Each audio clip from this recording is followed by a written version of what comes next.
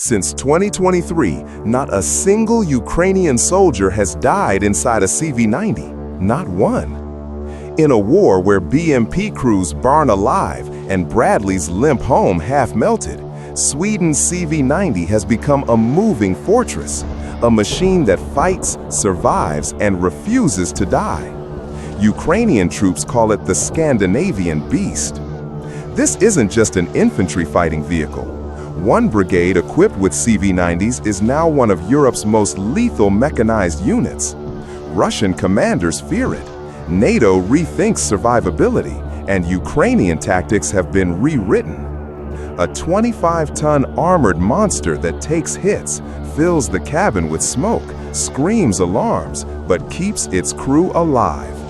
That's the CV90. Who lives and who burns? The answer is clear. Friends, hope you're fine and welcome back to Skyjet Wings. Drone strikes, mines, propellant fires, and yet the CV90's crew compartment stays intact. Unlike Soviet IFVs where ammo cooks off like a bomb, the CV90 vents flames outward, not inward. A hit that would cremate a BMP crew becomes just another close call inside this machine. Frontline footage shows the absurd reality. Lancet drones slamming into the hull, FPVs smashing into the beak, explosions everywhere, and the CV90 simply drives away. One Ukrainian soldier counted 5 drone strikes in a single day. 5. The crew still finished the mission. Even anti-tank mines, killers that peel open other vehicles, barely shake this beast. Some CV90s survived 2 mines in a row without losing a single operator. One driver said, "It feels like the ground gets punched, then you keep moving." Every failed kill changes battlefield psychology. Russians call their BMPs coffins. Ukrainians call the CV90 a fortress on tracks. But survival is only half the fear. The other half is firepower. When the CV90 opens up, its 40mm L70 cannon screams. Ukrainian troops call it the chainsaw. 5 rounds per second, 300 per minute.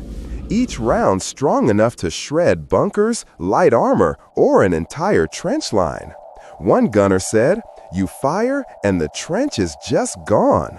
Range? 3 kilometers direct. Up to 7 kilometers indirect. A trick Ukrainian crews invented themselves. Why wait for artillery when you can become artillery? That's why Russian units now react the same way every time they spot a CV90. Every gun turns toward it. Every drone reroutes. Every artillery battery is told the same thing: kill it before it kills you. The CV90 isn't just armored, it refuses to die.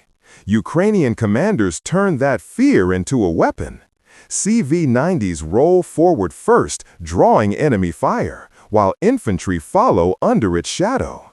Russian crews fixate on the beast and get flanked under the roar of its 40mm cannon. For the first time in this war, Ukrainian armor dictates the battlefield. Night doesn't slow it down. Thermal vision and panoramic optics spot enemies through darkness. Targets up to 6 miles away are tracked, calculated, and destroyed with inhuman precision.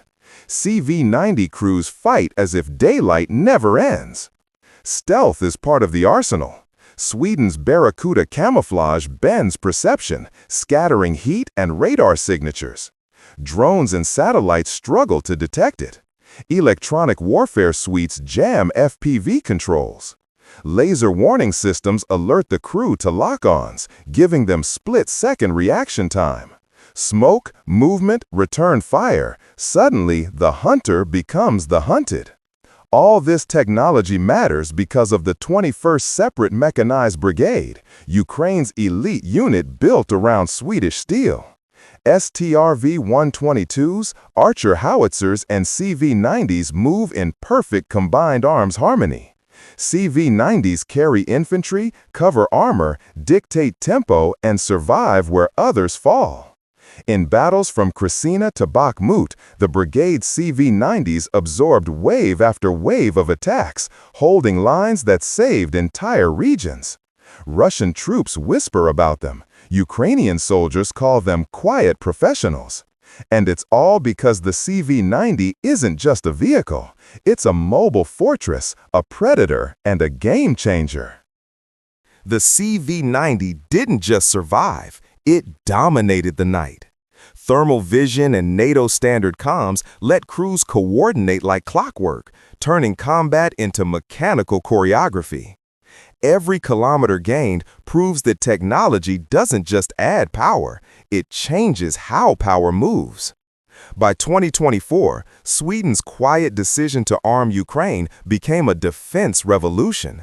50 CV90s donated in 2023 returned from the front battered but crew intact, signaling 0 fatalities.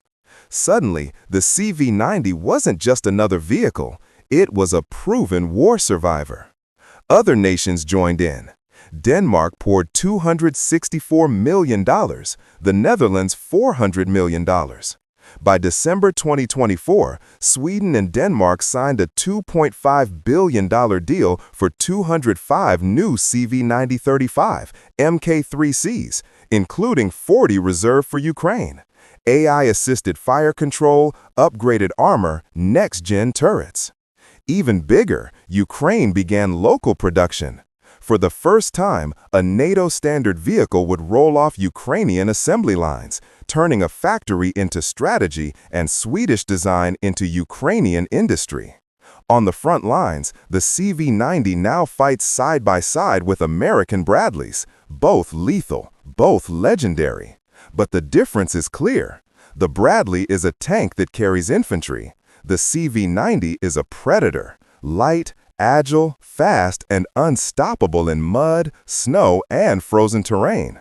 Designed for Sweden's Arctic swamps, it devours ground that bogs down heavier vehicles.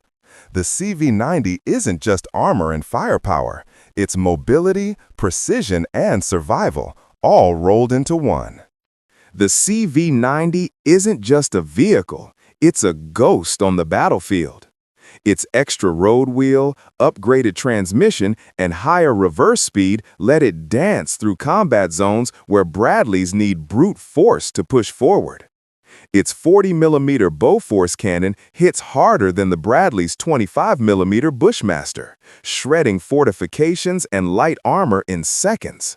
The Bradley counters with long-range TOW missiles, but the CV90 brings something the Bradley can't match: invisibility.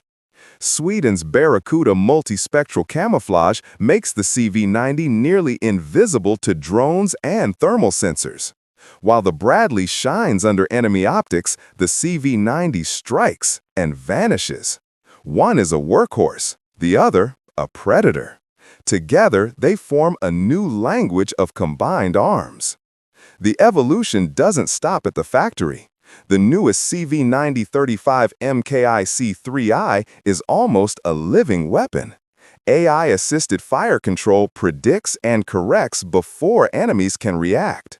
Electro-optical sensors peek over ridges, share live targeting data, and turn multiple CV90s into a swarm that sees, thinks, and strikes as one.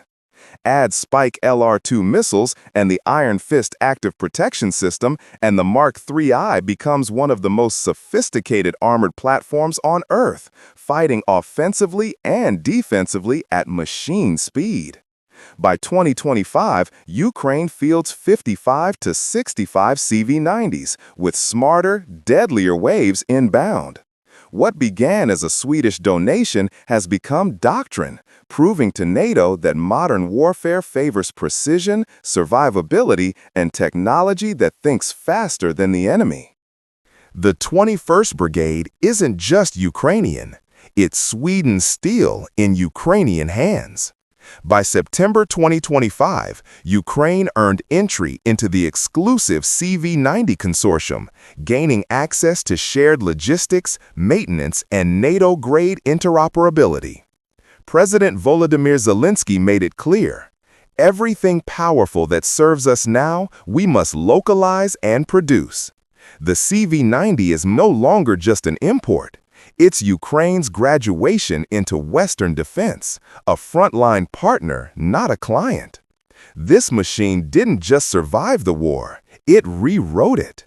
Protection became doctrine, precision became dominance, Western engineering became Ukrainian instinct. Every hit it took, every crew it saved, whispered the same verdict. The era of expendable armor is over. And the question looms over every battlefield. If one Scandinavian Beast can do this alone, what happens when there are hundreds?